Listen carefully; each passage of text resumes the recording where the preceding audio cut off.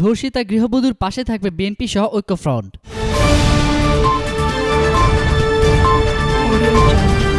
ভোটের রাতে ক্ষমতাসীন দলের নেতাকর্মীদের গণধর্ষণের শিকার গৃহবধূ পারুল বেগমের পাশে থাকবে বিএনপি সহ জাতীয় ঐক্যফ্রন্ট।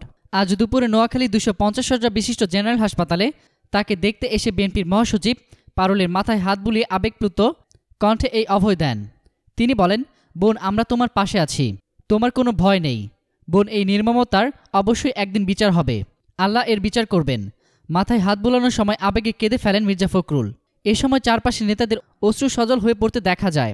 পারুলের কান্নার সাথে তার স্বামী সিএনজি চালকও বিএনপির মহাসচিবকে জড়িয়ে কাঁদতে থাকে। এরপর জেএসডি আসম আব্দুর রব ও কৃষক শ্রমিক জনতা লীগের বঙ্গবীর কাদের সিদ্দিকীও পারুলের মাথায় হাত বুলিয়ে সান্ত্বনা দেন। পরে বিএনপি মহাসচিব আসম আব্দুর রব কাদের সিদ্দিকী পারুলকে আর্থিক অনুদান দেন। মির্জা ফখরুল ইসলাম আলমগীর পারুলের স্বামী ও চিকিৎসকদের সঙ্গে কথা বলে তার চিকিৎসার খোঁজখবর নেন। জেনারেল হাসপাতালের 9 নম্বর কেবিনে চিকিৎসাধীন রয়েছেন পারুল। পরে সাংবাদিকদের মির্জা ফখরুল বলেন, ভোটের অধিকার থেকে আওয়ামী লীগ মানুষকে বঞ্চিত করেছে, তাদের প্রতারিত করেছে। এই বঞ্চিত করার পরে যেহেতু তারা জনগণ থেকে বিচ্ছিন্ন হয়েছে, মানুষের বিরুদ্ধে অবস্থান নিয়েছে, সেই জন্য তারা এখন গণশত্রুতে পরিণত হয়েছে। নির্বাচনের পূর্বে, নির্বাচনের দিন ও নির্বাচনের পরবর্তীতে যে সহিংসতা সৃষ্টি করেছে তাতে অসংখ্য মানুষ আহত হয়েছে, পঙ্গু হয়েছে। এমনকি আমার বোন নোয়াখালীতে ধর্ষিতা পর্যন্ত হয়েছেন 4 সন্তানের মা তিনি। আমরা এর ধিক্কার জানাচ্ছি, তীব্র নিন্দা জানাচ্ছি, জনগণের কাছে বিচার দিচ্ছি। ফখরুল বলেন, আওয়ামী লীগের জনগণের বিরুদ্ধে অবস্থান নেওয়া এটা দেশের রাজনীতিতে একটি দীর্ঘস্থায়ী ক্ষত সৃষ্টি করবে। আমরা মনে করি একটা অন্ধকার যুগে প্রবেশ করল বাংলাদেশ। বাংলাদেশ গণতন্ত্রবিহীন হলো। একদলের শাসন ব্যবস্থার প্রবর্তন করার তাদের যে নীল নকশা সেদিকে এগিয়ে গেল। এর বিরুদ্ধে আপনারা কি করবেন? সাংবাদিকদের এমন প্রশ্নের জবাবে তিনি বলেন, আমরা জনগণকে সঙ্গে নিয়ে এর বিরুদ্ধে রুখে দাঁড়াবো।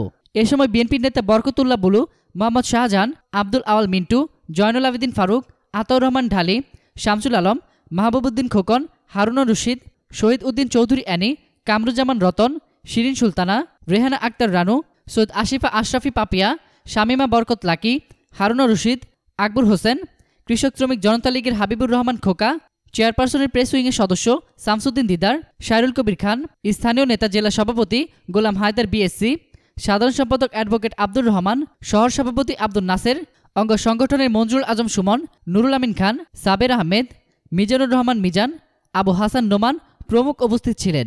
গত 30 ডিসেম্বর রাতে সুবর্ণচর উপজেলার চরজুবুলি সিএনজি চালকের স্ত্রীকে তার স্বামী সন্তানকে বেঁধে পিটিয়ে আহত করা হয় এবং গণধর্ষণ করা হয়। এই ঘটনায় এখন পর্যন্ত 6 জনকে গ্রেপ্তার করেছে পুলিশ। সকাল 7:30টায় গুলশানের চেয়ারপারসনের কার্যালয় থেকে বিএনপি মহাসচিব জাতীয় ঐক্যফ্রন্টের নেতাদের নিয়ে নোয়াখালী রওনা হন। কুমিল্লায় 35 মিনিট যাত্রা বিরতির পর বেলা 12:30টায় বিএনপি মহাসচিব নেতাদের নিয়ে নোয়াখালী জেনারেল হাসপাতালে পৌঁছান। এই সময় নোয়াখালীর মাইজদি সড়ক থেকে হাসপাতাল পর্যন্ত নেতাকর্মীদের 2 ধারে দাঁড়িয়ে থাকতে দেখা যায়। নেতাকর্মীরা দলের কারাবন্দী নেত্রী বেগম খালেদা জিয়ার জন্য ও ভোটারশূন্য ভুয়া নির্বাচনের বিরুদ্ধে স্লোগান দেন। বিকেলে বিএনপির মহাসচিবের কর্মসূচির মধ্যে রয়েছে জেলা আইনজীবীদের সঙ্গে মত বিনিময়। বিকেলে কর্মসূচি শেষ করে ঢাকায় ফিরবেন বিএনপি মহাসচিব। নির্বাচনী সকল খবরাখবর পেতে ফ্রিকি নিউজের সঙ্গেই থাকুন। ধন্যবাদ।